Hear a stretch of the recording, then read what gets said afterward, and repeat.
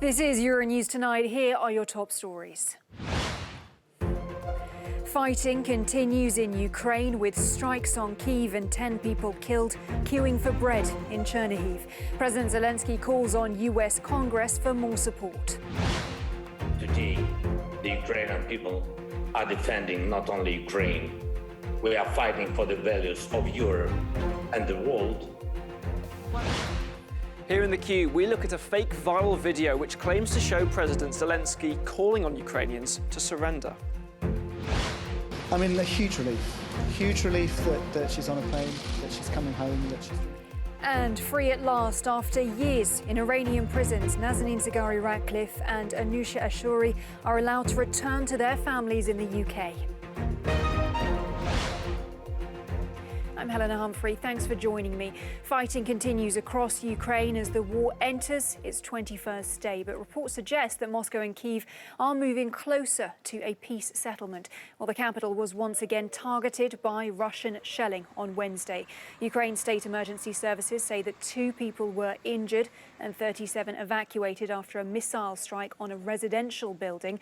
In the city of Chernihiv, 10 people were reportedly killed as they waited in line for bread. Close to 30,000 people have managed to escape the besieged city of Mariupol through humanitarian corridors. The city has been surrounded by Russian forces for the past 2 weeks, and water and food supplies are reportedly running low. City officials say that up to 2,300 people have been killed by Russian missile strikes. During a speech to US Congress, President Zelenski called for a no-fly zone to thwart Russia's ability to wage war from the air. They use drones to kill us with precision. This is a terror that Europe has not seen for 80 years, and we are asking for a reply, for an answer to this terror from the whole world. I have a need. I need to protect our sky. I need your decision, your help, which means exactly the same you feel when you hear the words, I have a dream. Well, let's go straight to Kyiv then. That is a city which is currently under curfew. We can bring in our international correspondent, Annalise Borges. Annalise, good to see you. Strikes have continued there in the capital. So what is the latest that you can tell us? Indeed, the Ukrainian capital is under curfew and still very much a city under attack. Throughout the day today, we heard the sounds of relentless shelling and, of course, those air raid sirens. And as you said, emergency responders did rush to one residential area that was hit once again. At least 2 people were injured. That is, of course, after at least 5 Kyiv residents were killed in such shellings in the space of 48 hours, which triggered the mayor of Kyiv, Vitaly Klitschko, to announce this 35-hour curfew, saying that these are dangerous times for the Ukrainian capital. So throughout the day today, people had to stay home, and many of them rushed to spaces like this one. As you can tell, this used to be a parking lot and has been converted into bomb shelter. And across the city, spaces like this, basements, metro stations, have now become these bunkers to offer protection for the residents who remain here. This is the parking space of my hotel, and many of the staff here have been living here since the start of the war, unwilling or unable to return home. So, Annalise, as all of that goes on, President Zelenski is continuing to deliver these global addresses, most recently speaking to the US Congress. What were his main messages, and how are those messages being received there in Ukraine, where you are? Well, Zelenski's main message is that Ukrainians are currently fighting not only for their country, but also for the values of the free world, and risking their lives and their future in the process. While addressing the U.S. Congress, he sent a message to his U.S. counterpart, President Joe Biden, saying it is time for Joe Biden to step up to the task of being the leader of the world and champion peace. Vladimir Zelenski, who has been addressing the world and his people over the last few days and weeks with the same message that they will resist, that Ukrainians are on Ukrainian land and they have the right to defend their country. He also said that Ukraine's destiny is currently being decided. And indeed, we've heard some progress on those peace negotiations. A fourth round of negotiations between Russian negotiators and Ukrainian negotiators is currently underway. And there are reports of a 15-point plan that was apparently drafted by those negotiators. Under that agreement, Kyiv would have to accept neutrality, so would have to reportedly give up on its NATO bid, but also renounce any kind of foreign military support, and also sign a deal saying there would be no military bases here in this country. The Ukrainian presidency had said that that would not be something that they would accept. However, just a few hours ago, we've heard from Zelenski that there could be a chance for that to happen if Ukraine would decide on its own terms of neutrality. Once again, we are still waiting to hear confirmation about those reports, but indeed, there seems to be some suggestion of some kind of progress.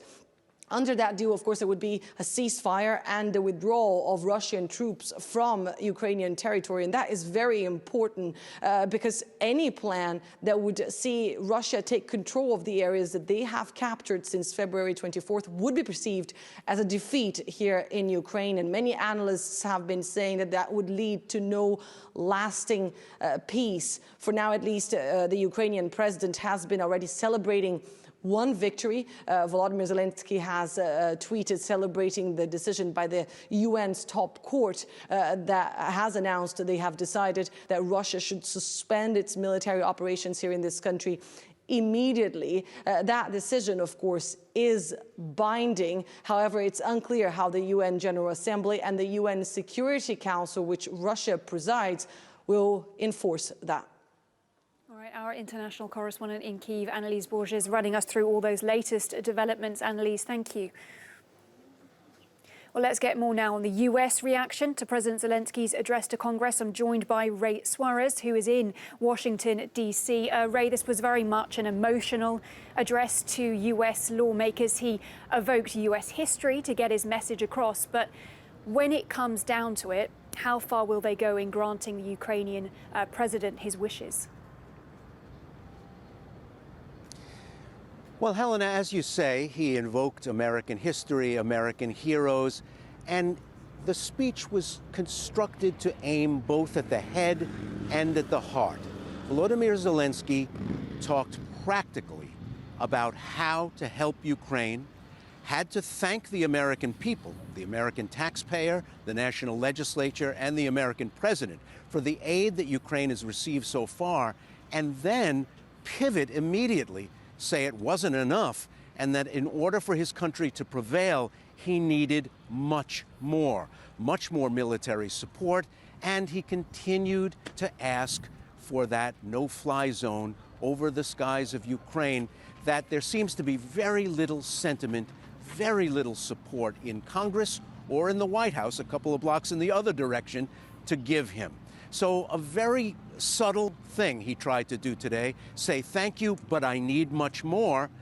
And opinion seems to be coalescing in that building behind me, both in the House and the Senate, among Democrats and Republicans, that more should be on the way. By the end of today, Ukraine will have gotten $1 billion more in American aid, both humanitarian and military. We'll see what's still in the pipeline. Helena? Ray, you mentioned that address appealing to the heart and then also to the head. And I thought it was interesting to see that President Zelenski then switched to English and he seemed to appeal directly to President Biden, saying, quoting here, "You are the leader of the nation. I wish you to be the leader of the world. to be the leader of peace. And is this an effort to see more US leadership, do you think, in this international response? Well, President Zelenski, as a former TV star, understands the world of modern communications, and he was very well aware that he wasn't only speaking to 435 members of the House of Representatives and 100 members of the Senate.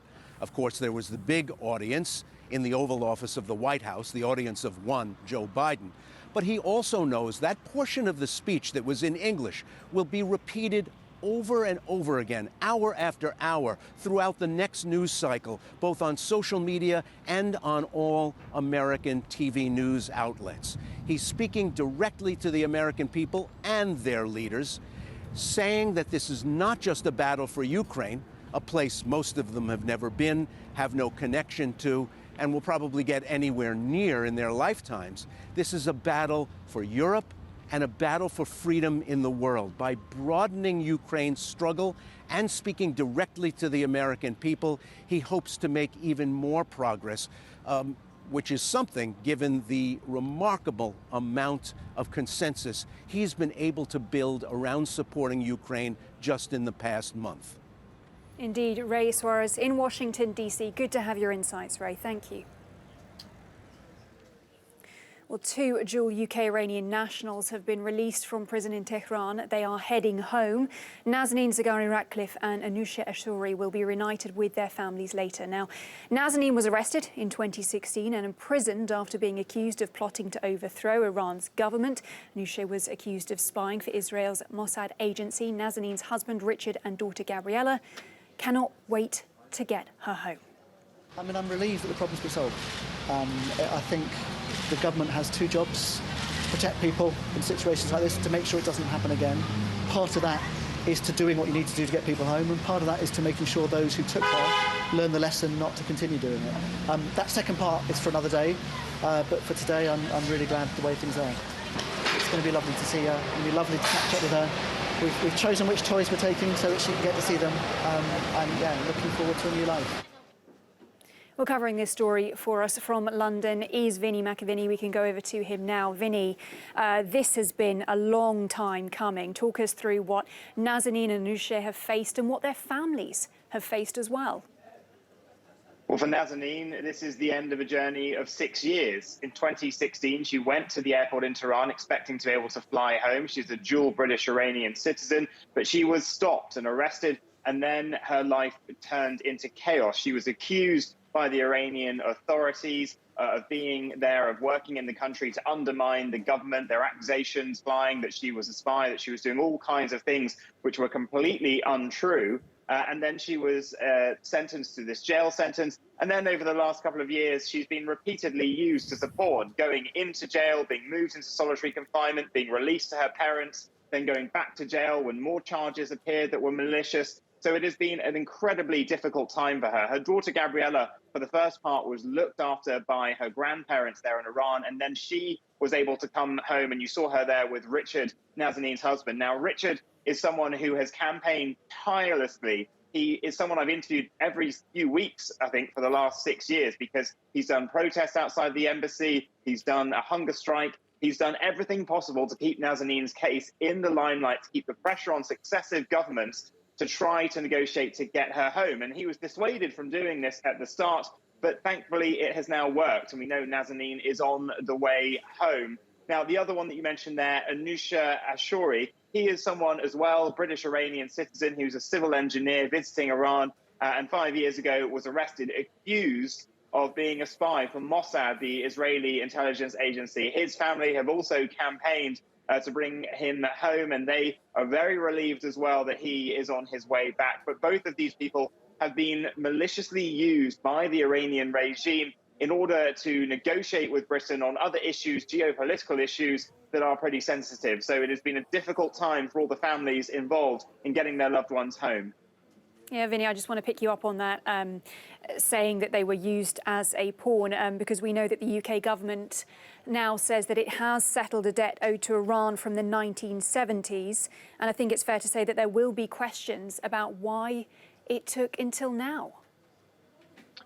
Well, this is a historical case of tanks. So it was about a contract for military tanks that the Shah of Iran had bought. The UK had started delivering on them, but then the revolution happened and the UK government wouldn't fulfill the rest of the contract and kept the money because they didn't want to be handing it back to the Ayatollahs. So this is something the British government has long said the money was being kept in reserve and that perhaps it would be paid one day. But now, in the past couple of years, the Iranians have then kidnapped people like Nazanin and also many others who the families have decided for various reasons to keep the cases quiet in the hope that will help bring them home.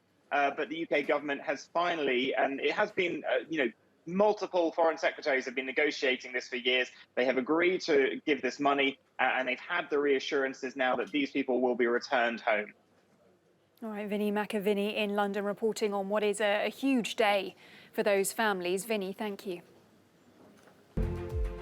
NATO Secretary-General Jens Stoltenberg says the alliance will bolster its defence forces as war intensifies in Ukraine. Following a meeting of defence ministers in Brussels, the NATO chief said the alliance will strengthen its capabilities across all areas. He also warned Moscow that NATO won't accept any attack on its territory.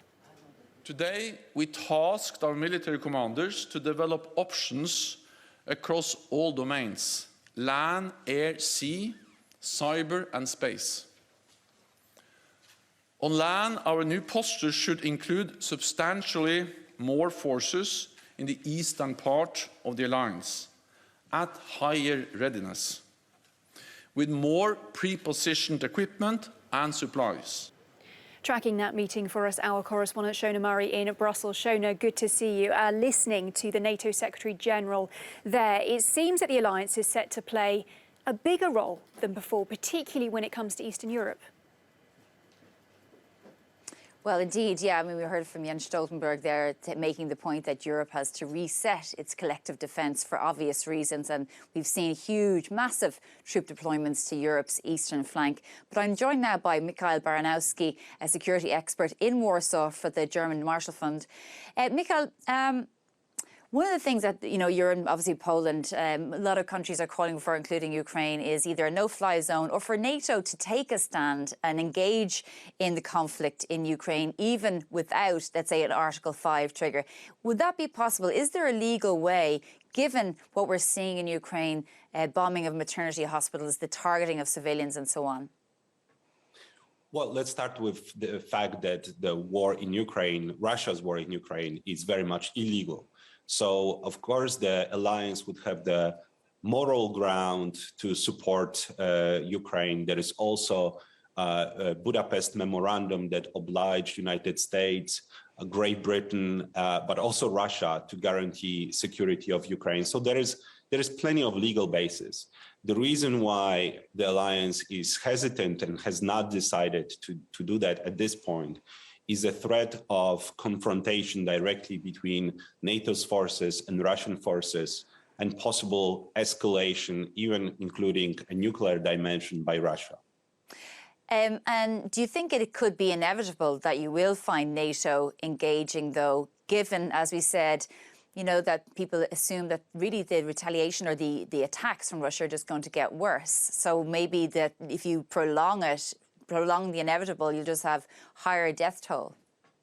I'm not sure if it's inevitable. It's true that Russia is incredibly brutal and it's really a murderous war. We have seen a lot of the pictures, and for the viewers that have not seen the speech by President Zelenski today in the US Congress and the film that he has shown, it's really a must-see to see the death toll and the human toll of this war.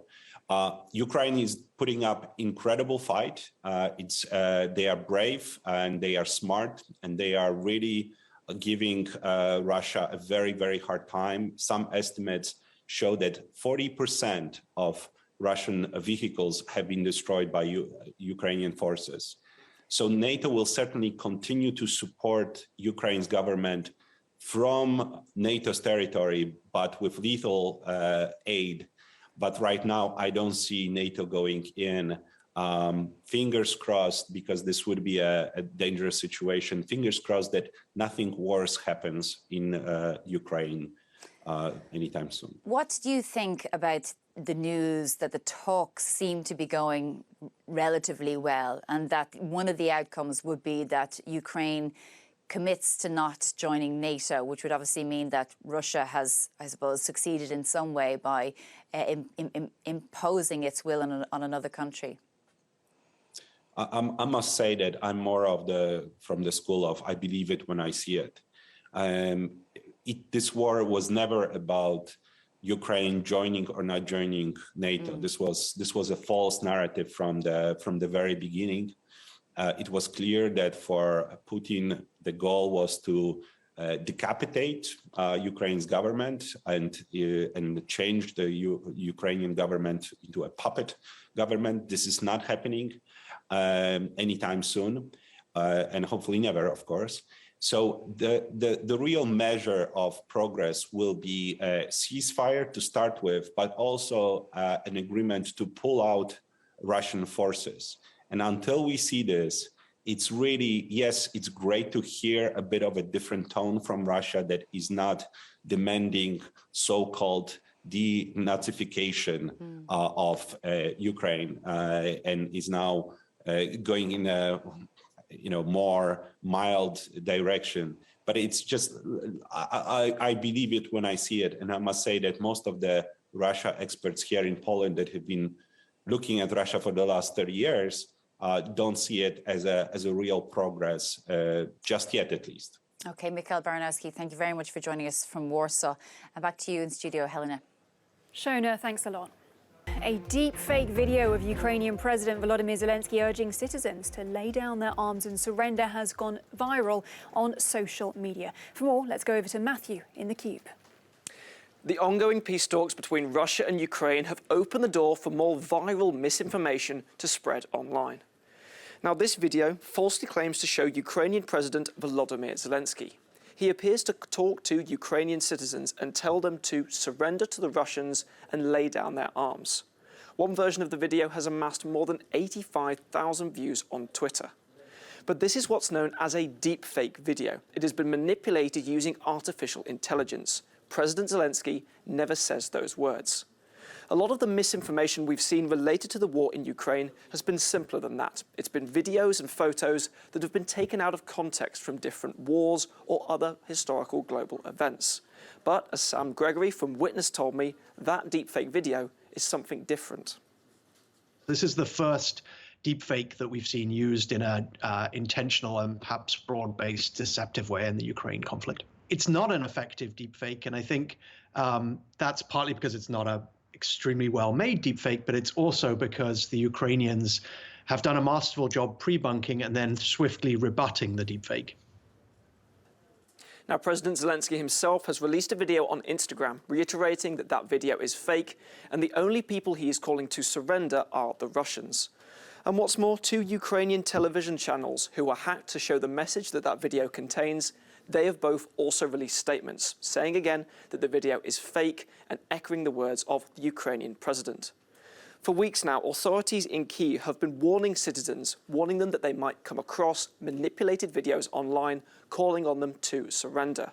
And Helena, analysts say that this strategy to try and preempt online misinformation, well, it's one that could possibly be used in the future by governments and politicians to preempt and debunk misinformation during times of crisis. All right, debunking the deepfakes. Matthew, thank you so much. And that's the latest from us. I'll see you soon.